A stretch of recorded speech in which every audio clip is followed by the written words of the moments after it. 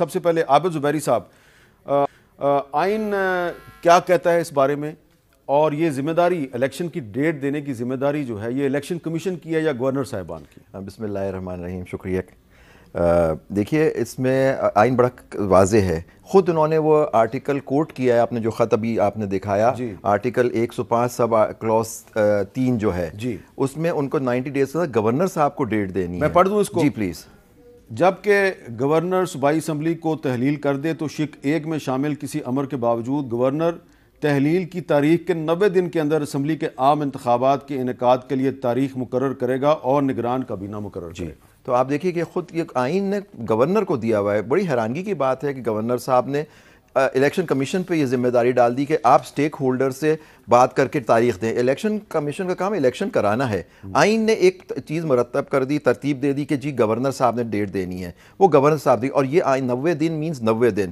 یہ جو انہوں نے گراؤنڈ دیا ہے کہ حالات ایسے ہیں، یعنی میں نہیں سمجھتا کہ یہ آئین کے اس لحاظ سے آپ اس کو ملتوی کرنا چاہیے الیکشن سے۔ جو باتیں قیاس آ رہی ہیں آپ کے پروگرام پہ میں سنا اور پروگراموں پہ یہ ہوا کہ یہ الیکشن ڈیلے ہوں گے، تو یہ دیکھیے اس کی ایک کڑی بن رہی ہے کہ وہ، اور دونوں کو سرپرائزنگ کہ دونوں گورنر، اور وہ قیاس آرائی جو ہے وہ موجودہ قومی اسمبلی کے 2 ارکان نے کی تھی، مولانا چترالی صاحب نے اور سائرہ بانو صاحبہ نے۔ اچھا، یہ مجھے نہیں پتا خیر، لیکن آپ یہ دیکھیں کہ مطلب کہ آئین کا اس کا، اور جو آپ نے تیسری بات کہی کہ کیا یہ آئین کی خلاف ورزی ہوگی، میں تو سمجھتا ہوں ود اٹ موسٹ رسپیکٹ کہ یہ بالکل آئین کی خلاف ورزی ہوگی اگر یہ پیریڈ، کیونکہ میں آپ کی کئی پروگرامز میں یہ بھی سن رہا تھا کسی نے کہا اس کا کوئی کانسیکوینس نہیں دیا ہوا، تو یہ مینڈیٹری نہیں ہے۔ یہ ملک احمد خان صاحب جو پرائم منسٹر کے ایڈوائزر ہیں انہوں نے کہا۔ اچھا، میں سمجھتا ہوں یہ دیکھیے ایسی بات ہے تو پھر وہ آئین میں یہ بھی دیا ہوا ہے کہ 5 سال کے بعد اسمبلی تحلیل ہو جائے گی، وہ کل نہ تحلیل ہو، وہ چلتے رہے کہ جی ہم نہیں تحلیل مانتے، تو اس کا کوئی کانسیکوینس تو نہیں دیا ہوا۔ تو یہ کیا بات ہے؟ آئین کے اندر ایک پیریڈ دیا ہوا ہے، اس کے اندر اس کا مقصد ہے دیکھیں جمہوریت کو چلانا۔